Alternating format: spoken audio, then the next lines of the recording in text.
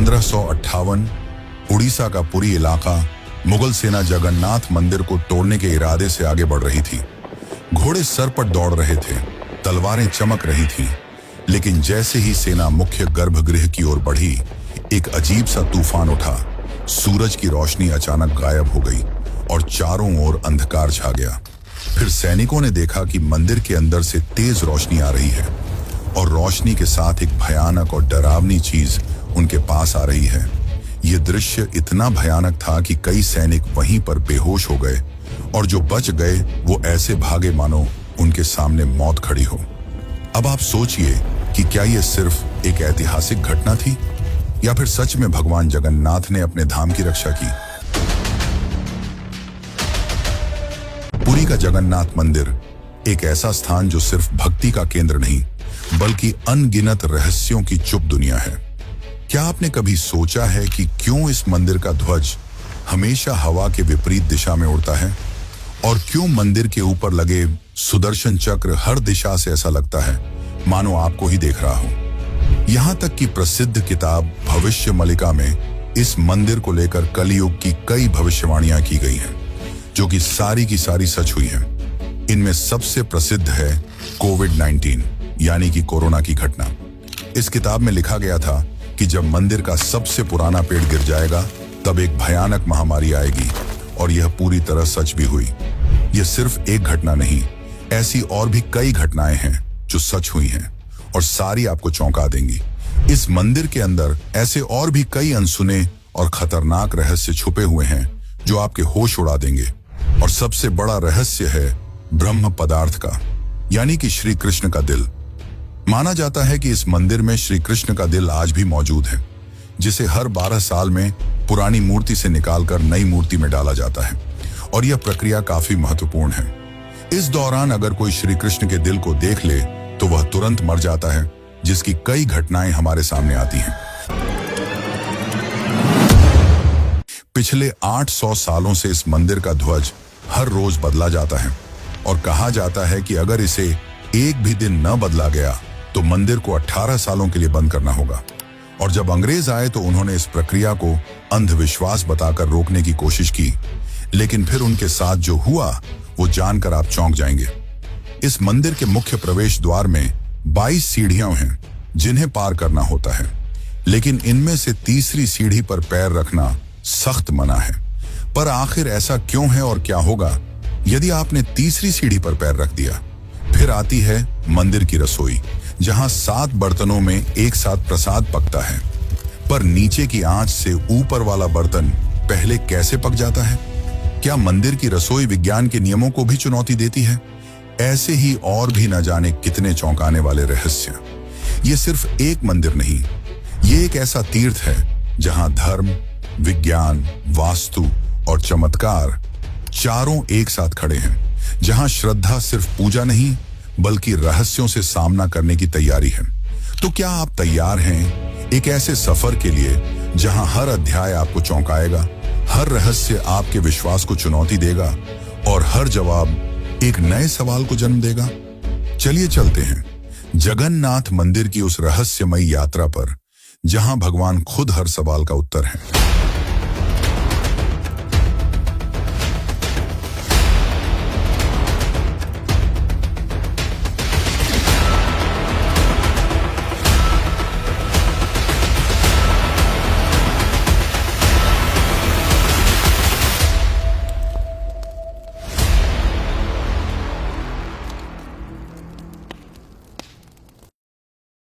जून 2015 रात को घड़ी में 12 बजते ही पूरी शहर की बिजली काट दी गई। ये कोई साधारण बिजली कटौती नहीं थी। इस बिजली कटौती का कारण था मंदिर के गर्भगृह में चल रही विचित्र घटना। मंदिर के मुख्य पुजारी इस अंधेरी रात में अपनी आंखों पर पट्टी बांधे और हाथ में एक मोटा दस्ताना पहने हुए अपने हाथों पर एक दिव्य पदार्थ लेकर भगवान की मूर्ति की ओर बढ़ रहे थे। ये कुछ और नहीं, श्री कृष्ण का दिल था, जिसे ब्रह्म पदार्थ भी कहा जाता है। ठीक 12 साल बाद यह प्रक्रिया आज मंदिर में फिर दोहराई जा रही थी, जहां भगवान जगन्नाथ की पुरानी मूर्ति से उनके दिल को निकालकर नई मूर्ति में लगाया जाता है। ये होता है भगवान के शरीर को बदलने का, लेकिन आत्मा को यथावत रखने का अनुष्ठान। माना जाता है कि यह मंदिर दुनिया का एकमात्र मंदिर है जहां भगवान आज भी जीवित रूप में बसते हैं, और जब उनका शरीर पुराना हो जाता है तो ठीक उसी तरह नया शरीर दिया जाता है जैसे कोई आत्मा नया जन्म लेती है। कहते हैं इस ब्रह्म तत्व को आज तक किसी ने नहीं देखा, और जिसने भी देखने की कोशिश की वो जिंदा नहीं बचा। नवकलेवर की रात जब पुरानी मूर्तियों से ब्रह्म तत्व निकालकर नई मूर्तियों में डाला जाता है, पुरी में कर्फ्यू जैसा माहौल बना दिया जाता है। पूरे शहर की बिजली काट दी जाती है, मंदिर को घोर अंधेरे में बंद कर दिया जाता है। मंदिर के अंदर होते हैं सिर्फ विशुद्ध ब्राह्मण, जिनका खानदान सदियों से यही कार्य करता आया है। उनकी आंखों पर पट्टी बांधी जाती है और हाथों पर मोटे दस्ताने पहनाए जाते हैं, ताकि वे ना देख सकें और ना ही महसूस कर सकें कि ब्रह्म पदार्थ है क्या। जब यह प्रक्रिया होती है तब मंदिर की सुरक्षा सीआरपीएफ के जवान करते हैं, और किसी भी व्यक्ति का मंदिर के अंदर जाना सख्त मना होता है। जब 2015 में यह अनुष्ठान हुआ था, तब एक पांडे ने उस ब्रह्म तत्व को हाथ लगा दिया था, जिसके बाद वह तुरंत ही बेहोश हो गया, और जब आंख खुली तो वह मानसिक रूप से पूरी तरह अस्थिर हो गया था। तो सवाल उठता है, ब्रह्म तत्व आखिर है क्या? क्या यह कोई दिव्य ऊर्जा है? क्या यह सिर्फ विश्वास है, या सच में कोई ऐसा अविनाशी पदार्थ मौजूद है जो युगों से युगों तक जीवित है? माना जाता है कि यह ब्रह्म पदार्थ काफी ज्यादा शक्तिशाली है, जिससे लगातार दिव्य ऊर्जा निकलती रहती है और हमेशा हल्का सा कंपन महसूस होता रहता है। प्रसिद्ध इंडियन आर्कियोलॉजिस्ट प्रवीण मोहन के हिसाब से श्री कृष्ण सिर्फ एक इंसान नहीं बल्कि एक सुप्रीम बीइंग थे। उनके मुताबिक ब्रह्म पदार्थ, जिसे कृष्ण का दिल भी कहा जाता है, वह असल में एक आर्क रिएक्टर है, यानी कि एक ऐसा डिवाइस जो भयंकर स्तर की ऊर्जा उत्पन्न करता है। उन्होंने यह तक बताया कि क्यों जगन्नाथ की मूर्तियों को लकड़ी से बनाया जाता है। उनके अनुसार लकड़ी बिजली को कंडक्ट नहीं करती, जिस कारण वह ब्रह्म पदार्थ से निकलने वाली इलेक्ट्रोमैग्नेटिक एनर्जी को रोक लेती है। वैसे तो माना जाता है आज तक इसे किसी ने नहीं देखा है, पर आज से करीब 50 साल पहले एक व्यक्ति ने दावा किया था कि उसने इस हृदय को देखा है। उसने कहा कि हृदय चांदी की तरह तरल बह रहा था, और यही तरल लकड़ी को कमजोर कर देता है, जिस कारण हर 12 साल में मूर्तियों को बदलना पड़ता है। उस व्यक्ति ने यह तक कहा कि जब उस हृदय को प्रकाश में लाया गया तो वह चक्र की तरह घूमने लगा और जोर से कंपन करने लगा, यानी कि जब इस ब्रह्म पदार्थ को रोशनी मिलती है तो यह और भी ज्यादा सक्रिय हो जाता है, जो कि खतरनाक साबित हो सकता है। जिस कारण हर बार जब इसे पुरानी मूर्ति से नई मूर्ति में बदला जाता है तब पूरी शहर की बिजली काट दी जाती है। विज्ञान के लिए आज भी यह एक चौंकाने वाला रहस्य है जिसे कोई समझ नहीं पाया, लेकिन भक्तों के लिए यह उनके श्री कृष्ण है, उनका दिल है, जिस कारण हर दिन लाखों की तादाद में भक्त भगवान जगन्नाथ के दर्शन करने आते हैं।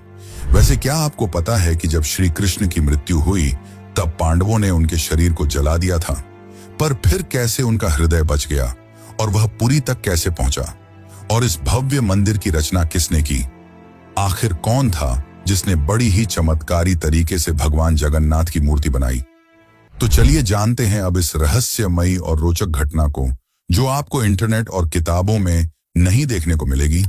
लेकिन उससे पहले अगर आपको वीडियो अच्छी लग रही है तो इसे लाइक करके कमेंट में जय जगन्नाथ जरूर लिखें।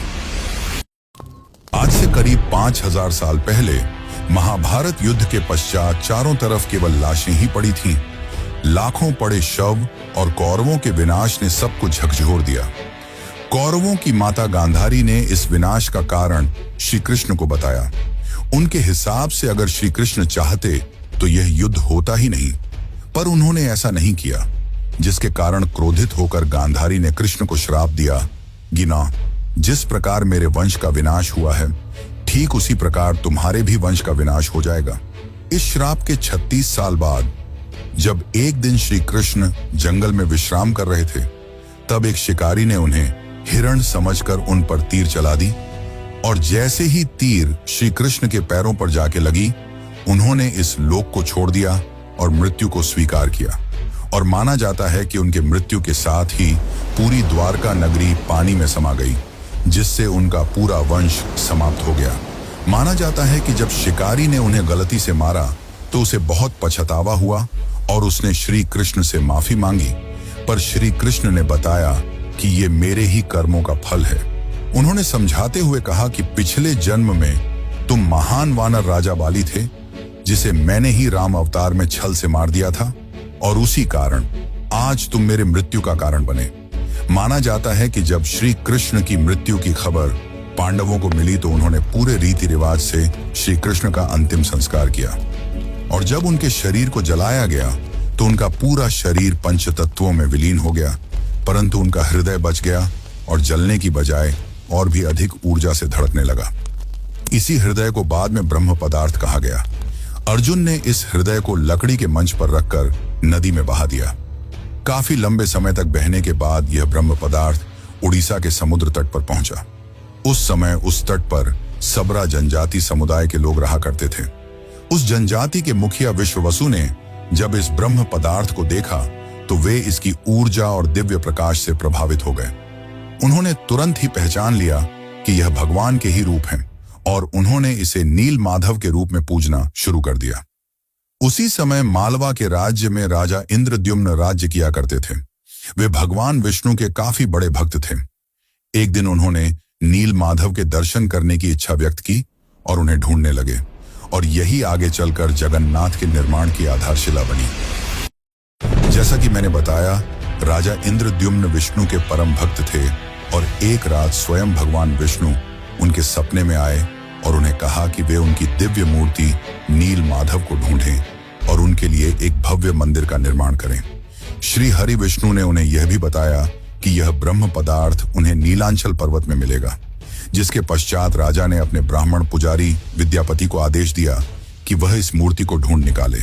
विद्यापति कई दिनों तक नीलांचल पर्वत के अलग हिस्सों में इसकी तलाश करते रहे, और तब जाकर अंत में उन्हें पता चला कि इस मूर्ति को आदिवासी मुखिया विश्ववसु ने एक गुफा में छुपा कर रखा है, और वे दिव्य रूप से उसकी पूजा करते हैं। जब विद्यापति ने इसके दर्शन करने की अनुमति मांगी, तब विश्ववसु ने यह कहकर मना कर दिया कि यह उनके जाति का निजी मामला है। जिसके बाद विद्यापति ने चालाकी दिखाई और विश्ववसु की पुत्री ललिता से विवाह कर लिया।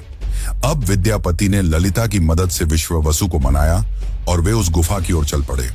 जैसे ही विद्यापति ने उस नील माधव की मूर्ति को देखा, वे उसकी ऊर्जा से काफी ज्यादा प्रभावित हुए, और उन्होंने तुरंत ही यह बात राजा इंद्रद्युम्न को बताई। लेकिन जब राजा इंद्रद्युम्न वहां पहुंचे, तब तक विश्ववसु ने वह मूर्ति वहां से हटा दी थी, जिससे राजा काफी उदास हो गए और अपने महल लौट आए। इसके बाद फिर से रात में भगवान विष्णु उनके सपने में आए और कहा कि पुरी के तट पर एक बड़ा नीम का पेड़ बहकर आएगा, तुम उस पेड़ से मेरी नई मूर्ति बनाना। वह पेड़ काफी बड़ा था, जिसे उठाना आसान नहीं था। आखिर में जैसे तैसे वे पेड़ को महल तक ला पाए, लेकिन अब सवाल यह था कि इनसे भगवान की मूर्ति कौन बनाएगा। बहुत से कारीगरों ने इस पेड़ से मूर्ति बनाने की कोशिश की, लेकिन सब असफल रहे। उन्होंने कहा कि पेड़ इतना ज्यादा मजबूत है कि हमारे छेनी हथौड़ी का उस पर कोई असर नहीं हो रहा। यह सुनकर राजा काफी परेशान हो गए। तभी एक दिन भगवान विश्वकर्मा एक बूढ़े साधु के रूप में वहां पधारे, और उन्होंने कहा कि वे ये मूर्ति 21 दिनों में बनाकर देंगे। राजा काफी प्रसन्न हुए, पर उस बूढ़े आदमी ने एक शर्त रखी। उसने कहा कि मैं एक कमरे में बंद रहकर 21 दिनों में यह मूर्ति बनाऊंगा, और तब तक कोई भी इस कमरे का न तो दरवाजा खोलेगा और न ही कोई अंदर आएगा।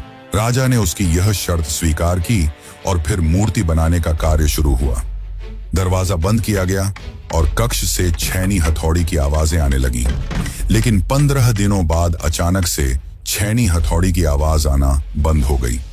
महाराज की रानी गुंडीचा काफी चिंतित हो गईं और महाराज को कहा कि हमें दरवाजा खोलकर देखना चाहिए। शायद वह वृद्ध व्यक्ति भूख और प्यास की वजह से मर तो नहीं गया होगा। राजा ने शुरुआत में तो मना किया, पर बाद में वे इसके लिए मान गए और दरवाजा खोल दिया। लेकिन जब दरवाजा खुला तो सभी हैरान रह गए। वह वृद्ध व्यक्ति गायब हो चुका था और पीछे केवल 3 अधूरी मूर्तियां थीं।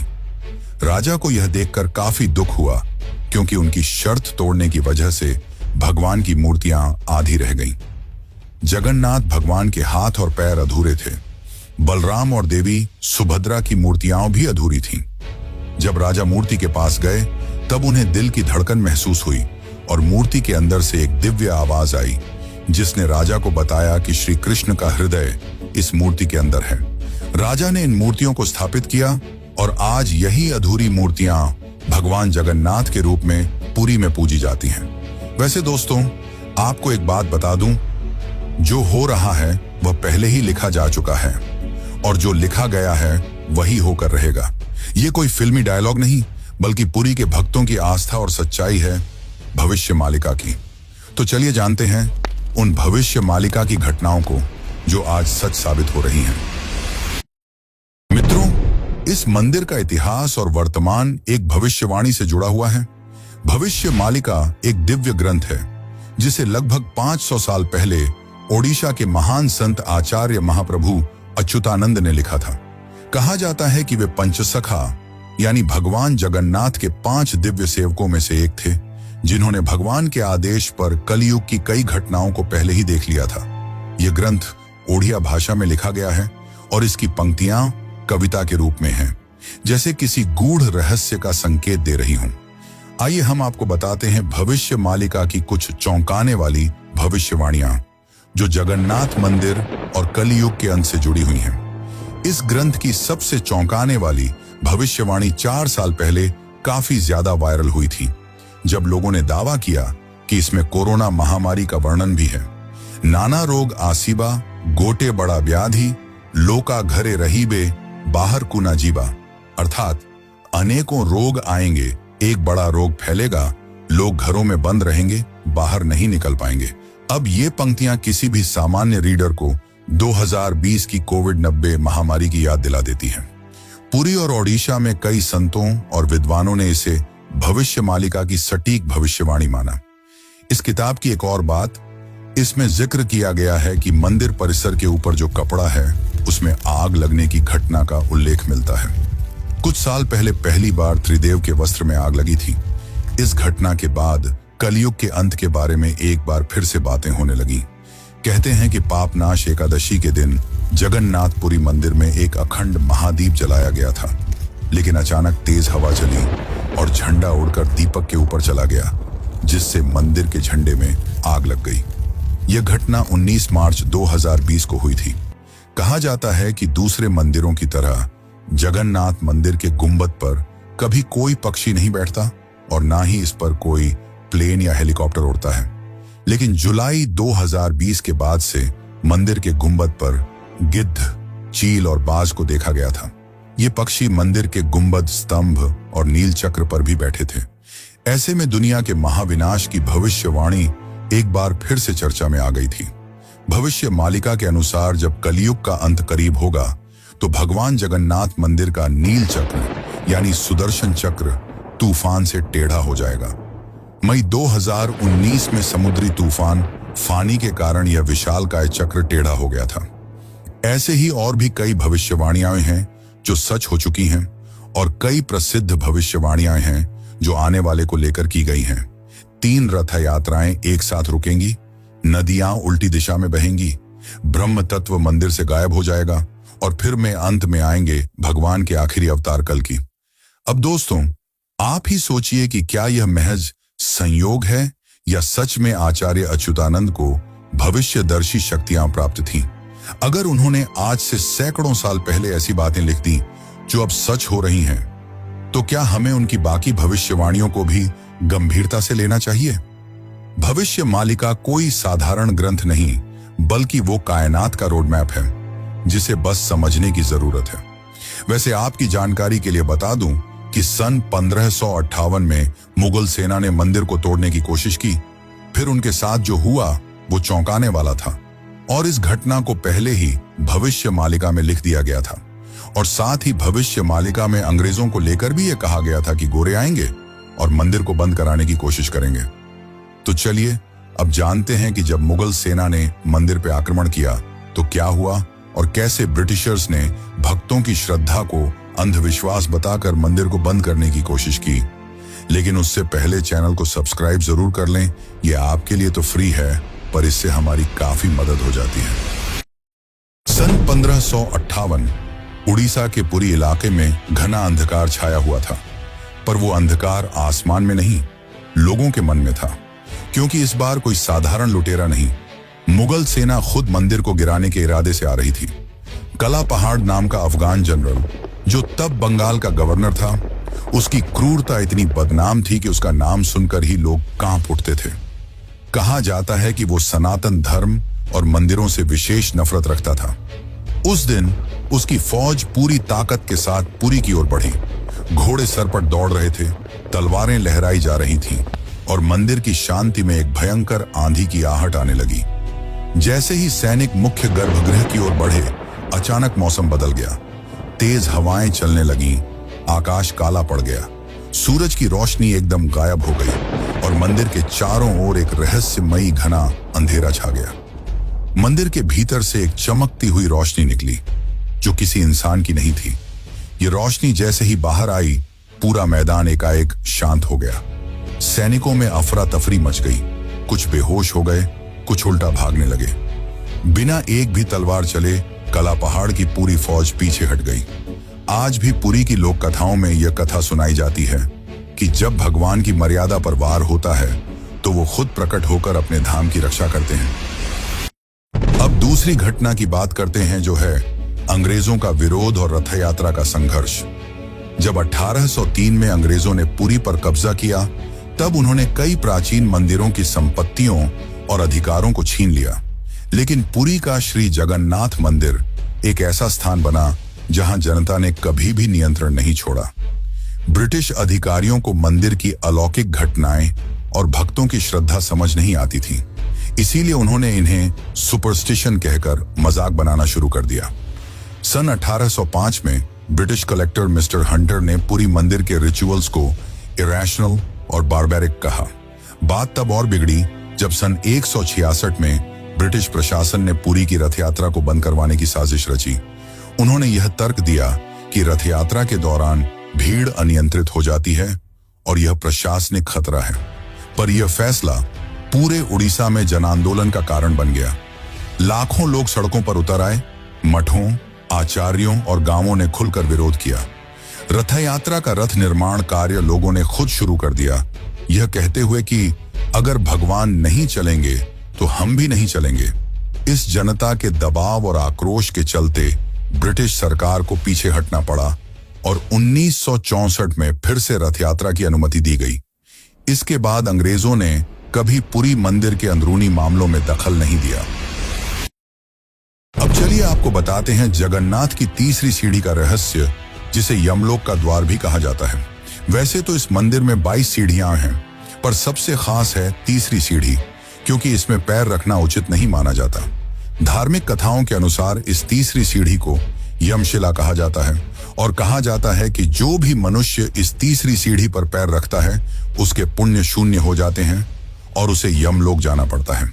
दरअसल एक बार यमराज जी भगवान जगन्नाथ के पास पहुंचे और उनसे कहा कि भगवान, भक्त जैसे ही आपके दर्शन करते हैं उनके सारे पाप मिट जाते हैं, और अगर ऐसा ही चलता रहा तो सभी व्यक्ति जगन्नाथपुरी के दर्शन करके पापों से मुक्त हो जाएंगे, जिससे यमलोक में कोई नहीं आएगा। तब भगवान जगन्नाथ ने कहा कि तुम इस मंदिर की तीसरी सीढ़ी पर अपना स्थान ग्रहण कर लो, और जो भी इस मंदिर की तीसरी सीढ़ी पर पैर रखेगा उसके पुण्य शून्य हो जाएंगे और उसे यमलोक जाना पड़ेगा। और तभी से इस सीढ़ी को यमशिला कहा जाता है, क्योंकि इसमें यम का वास है। अब अगर हम पुरी मंदिर के ऊपर लगे सुदर्शन चक्र की बात करें तो देखने वालों ने यह दावा किया है कि इस सुदर्शन चक्र को आप मंदिर के किसी भी कोने से देखोगे तो ऐसा लगेगा मानो आपको ही देख रहा हो। मतलब इससे जिस भी दिशा से देखो ये सामने की ओर ही दिखता है। इसे आम भाषा में आर्टिफिशियल इल्यूजन कहा जाता है, पर यह आज भी विज्ञान के परे है कि कैसे इतने भारी चक्र को मंदिर के ऊपर लगाया गया और कैसे उस समय के लोगों ने यह आर्टिफिशियल इल्यूजन बनाया जिससे चक्र हमेशा सामने की ओर दिखता है। इसे आज भी विज्ञान नहीं समझ पाया, पर भक्तों के अनुसार यह श्री कृष्ण का चक्र है जिसे उन्होंने इस दुनिया की रक्षा के लिए इस मंदिर में स्थापित किया है। और भविष्य मालिका की एक और पंक्ति के हिसाब से जब यह मंदिर समुद्र के अंदर समा जाएगा तब कलयुग अपने अंतिम चरण पर होगा और तब आएंगे विष्णु के आखिरी अवतार कल्कि। अब जानते हैं पुरी के रसोई घर के बारे में। जगन्नाथ पुरी का रसोई घर दुनिया की सबसे बड़ी और सबसे रहस्यमयी रसोई है, जिसके अनोखे तथ्य और परंपरा भक्तों को आश्चर्यचकित कर देती है। और रसोई का सबसे बड़ा रहस्य यह है कि यहाँ भोजन 7 मिट्टी के बर्तनों में बनाया जाता है और हर एक बर्तन को एक के ऊपर एक रखा जाता है। और स्वाभाविक है कि सबसे नीचे के बर्तन में ज्यादा आंच आ रही है तो उसे सबसे पहले पकना चाहिए, लेकिन पुरी में ऐसा नहीं होता। ये चौंकाने वाली बात है कि 7 बर्तनों में जो सबसे ऊपर होता है उसका खाना पहले पकता है, जो विज्ञान के सारे तथ्यों को गलत साबित करता है। यहाँ भोजन बनाने का कार्य केवल सेवायत ब्राह्मणों द्वारा किया जाता है और किसी भी बाहरी व्यक्ति को इसमें प्रवेश की अनुमति नहीं होती। इस पवित्र रसोई में किसी प्रकार के आधुनिक ईंधन या गैस का उपयोग नहीं किया जाता, बल्कि केवल लकड़ी के चूल्हे पर पारंपरिक विधि से प्रसाद बनाया जाता है। पुरी मंदिर में रोजाना लगभग 50,000 से 2 लाख लोगों तक को महाप्रसाद बांटा जाता है। लेकिन चमत्कार देखो, कभी भी खाना बर्बाद नहीं होता और कभी भी कम नहीं पड़ता। मान्यता है कि मां लक्ष्मी स्वयं प्रतिदिन रसोई में आती हैं और रसोई के सेवकों को अंतः प्रेरणा देती हैं कि आज कितनों के लिए प्रसाद तैयार करना है। ये सिर्फ परंपरा नहीं, सदियों से चलती लीला है, जिसे आज तक कोई इंसानी गणित नहीं समझ पाया। एक और चौंकाने वाली बात तो यह है कि इतने बड़े किचन में, जहां 500 से ज्यादा रसोई और सेवक काम करते हैं, जहां हर दिन सैकड़ों क्विंटल अनाज, सब्जियां और मसाले इस्तेमाल होते हैं, वहां न कोई बदबू होती है, न ही कोई मक्खी। कहा जाता है कि यह अग्निदेव और माता लक्ष्मी की कृपा है, जो इस रसोई को हर प्रकार की अशुद्धि से दूर रखती है। 18वीं सदी में मराठा शासनकाल के दौरान एक बार एक अधिकारी ने रसोई के चमत्कार को अंधविश्वास बताते हुए जानबूझकर बर्तनों की संख्या बदलने का आदेश दिया। लेकिन इसके बावजूद उस दिन भी पुरी में महाप्रसाद एकदम सटीक बना, न एक दाना कम, न एक दाना ज्यादा। इसके बाद अधिकारी ने रसोई में दोबारा हस्तक्षेप न करने की कसम खा ली। वैसे तो दोस्तों, ऐसे और भी कई चौंकाने वाले रहस्य हैं, पर उन्हें एक ही वीडियो में बता पाना नामुमकिन है। इसलिए चलिए चलते हैं आखिरी अध्याय की ओर। लेकिन उससे पहले, अगर आपको यह डॉक्यूमेंट्री अच्छी लग रही है तो कमेंट में जय जगन्नाथ जरूर लिखें। कभी कभी जीवन में कुछ चीजें ऐसी होती हैं जिन्हें न तर्क से समझा जा सकता है और न ही विज्ञान से परखा जा सकता है।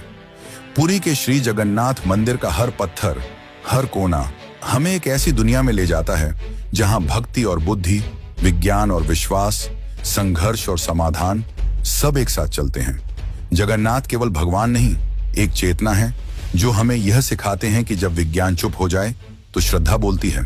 तो अब सवाल यह है, क्या ये सब केवल संयोग है या कहीं ना कहीं कोई ऐसी शक्ति है जो इन सबको संचालित कर रही है? आप क्या मानते हैं? क्या आपने कभी इन रहस्यों को खुद महसूस किया है? अगर हाँ, तो ये वीडियो सिर्फ जानकारी नहीं, बल्कि आपकी अपनी यात्रा है, श्रद्धा से रहस्य तक।